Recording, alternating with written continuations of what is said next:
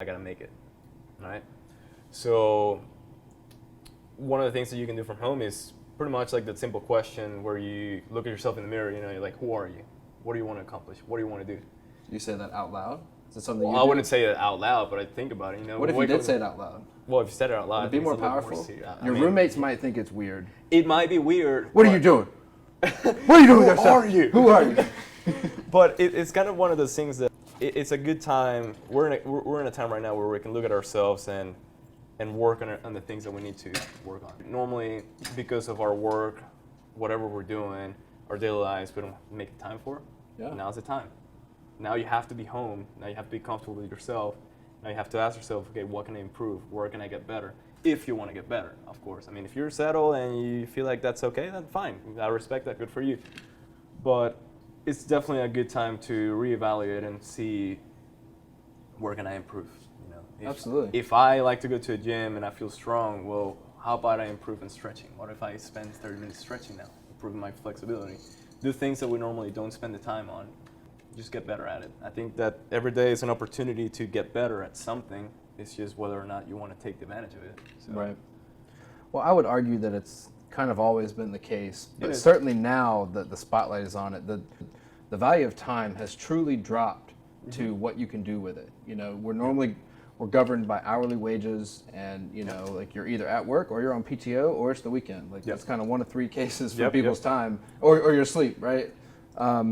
But now, you know, with particularly what's going on, really the time is no more useful than whatever you can do with it, and it's going to be the people that kind of leverage that to their advantage, and take that opportunity, because hopefully we'll never have this opportunity again. That would be a best case scenario if we never experienced anything like this ever again. But it's kind of inevitable. You know, it's kind of funny you say that, because we haven't experienced this ever, I believe. I mean, maybe not in recent history, not since before, like 1918. The plague or something, you know? Yeah. So this is like the modern plague in a way, in which we're starting to see things that we're forced to stay home, we gotta go outside, or we gotta do something, or otherwise we're gonna get bored, you know? So it's just weird. It's kind of like a very odd time, which is self-reflecting too, in a way. Yeah. So it's a good time to do that for sure. But it's weird. I mean, we've never experienced that before. I don't know if you've ever experienced something like that before, but somebody tell me you got to stay home now and not do anything. Well, in short periods, and in a very small percentage of cases, like if somebody loses a job, right, that's a good time to reflect. Like, do I want to continue doing this, or do I change a different direction? Right, a lot of people take that opportunity to change careers if there was something systemic about a previous lifestyle that they didn't like. Another good example is the loss of a loved one. You know, that's kind of another time where we all kind of get around and we think about how, wow, like we should have spent more time with this person, or we should have, you know, taken that trip, or, you know, spent those time with loved ones, and we can all come together. The list goes on. Terrorist attack, these all kind of things, like these kind of things that happen out of the ordinary, but there's never been a case where they all happen to everybody, everywhere, at the same time, and the same magnitude. Well, it's funny you say that, because, I mean, I'm from Venezuela, so we're used to the shortage of supplies, like toilet paper, for example. For us, it's a very common thing, and this is just kind of one of those things that just happen. You know, there's a virus now going on. So to me, it's kind of like ironic in a way, because now I see, like, if I go to the store and I see there's no toilet paper, that's a normal for me, you know? I'm like, okay, yeah, whatever, I'll just go somewhere else. But then it's happening to everybody.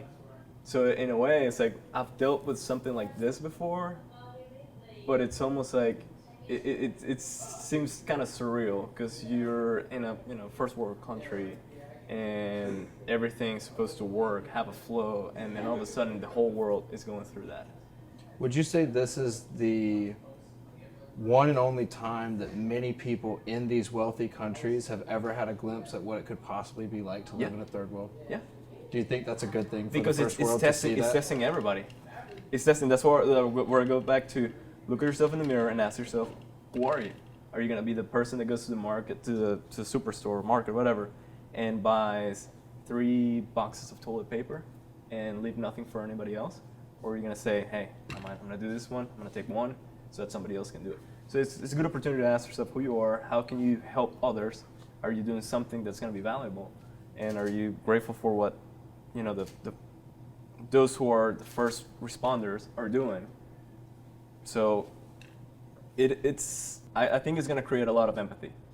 Times are going to get rough, things are going to be bad, but then when it starts to improve, you're going to start to see how people are going to react to it, see who's going to help who's going to have empathy, because small businesses are going to be in a bad place, markets are going to be in a bad place, and then it's how can we build up, how can we fix everything that's going on moving forward, Right now, it's not really the worst time. I think the worst time is going to come after this whole COVID or coronavirus thing goes away, and then how can we help each other out? That's going to be the real test. Yeah, I think this is definitely one of those times where, as a nation, as a globe, as a humanity, as a species, we're being exposed for all the systemic weaknesses that are in our infrastructures, our healthcare system, our ethics, like down to our core. Like everything is being rattled, and everything that isn't nailed down is out the window. We're being tested. I mean, I think, honestly, my heart goes out to anybody who's been affected by this in a loss of life scenario, or in a health standpoint. My heart also goes out to those that own small businesses and their livelihoods are being taken away from them by an invisible enemy. Like there's no, you can't see it. There's nobody to be mad at. And it's kind of, it's because like we always want somebody to blame or something to blame, and it's this is really there's nobody you can point at now. So well, I would argue, should we be pointing at ourselves? Goes back to the mirror, man. Yeah, it all comes back to the mirror. What are you gonna do? Yeah, I just think this is a good kind of lesson in preparedness for like I said, there's gonna be a lot of people who aren't prepared to deal with this, and I think where I was going before with my heart going out to everybody that's experiencing real life loss, economic loss, these kinds of things.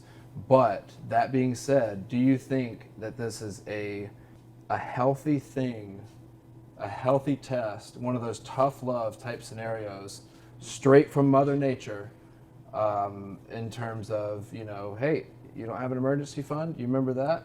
Well, did you like that? All right, well then let's make sure we have the emergency fund. Yeah. Or did we have, like everything we needed to deal with these types of things? And it's not just us personally, it's us in a systemic way, as a society, as an economy, as a global species. Do we have what we need? Do we have measures in place to prevent this from ever happening again? I think now is a good time to evaluate that and start thinking about those problems. And since all of this has kind of been swirling around, we've been warned about this kind of stuff for decades. Yep. So it's like, do we take that stuff seriously now?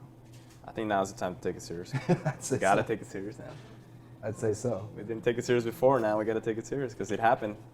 Well, and just tying it back in, do you think that guys escaping that hyper masculine stigma and taking the time to get proactive and taking care of yourself and feeling good about yourself and being mentally well, seems like all these wake-up calls have a way of happening at the same time? It does happen. I mean, it's you got to do it. You just got to do it. I think the main thing is not worrying about what other people are going to think about it. I think so. I don't really care if somebody says, "Oh, you're getting a pedicure." I'm not going to care because I'm taking care of myself. Right. If I can take care of myself, I can help you take care of yourself. If you can take care of yourself, you can help me take care of myself. Well, it's like the bully mentality.